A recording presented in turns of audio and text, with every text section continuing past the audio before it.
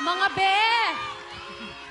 Live on Sunday All-Stars, Tom Rodriguez and Dennis Trillo. Naku, I'm sure kinikilig na naman ang mga be! Hi! Ay, Mami. Hi! It's so nice to see you singing together again. At lalo kayong kikiligin, mga kapuso, dahil ang album nilang Tom, then ay certified gold record Aba, na. congratulations! Kaya kasama natin ngayon ang chairman ng PARI, Attorney Marivic Benedicto, and the first Vice President of PARI, Mr. Arvin De Vera, to give the award. Congratulations, Be! Congratulations to Tom and to Dennis. On behalf of PARI, we would like to award this Gold Award for outstanding achievement in selling 7,500 units of their album, Tom 10.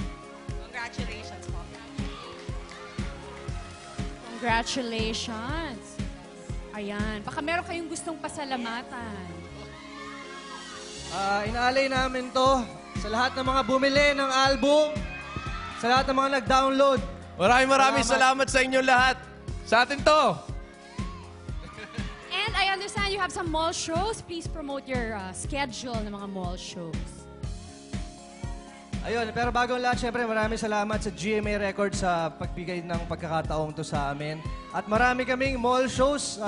Kung gusto nyo kami makita mag-perform ng live, nandito kami sa SM Clark sa Feb 16. Sa February 22 naman po ay nasa Fisher Mall kami. At sa February 23, nasa SM Bacoor naman. Kaya sana magkita-kita tayo dyan. Ayan, congratulations mga be. Yes, totoo yan. Ang showdown kung saan puso ang nangunguna masasaksihan na sa pagbabalik ng Sunday All-Stars!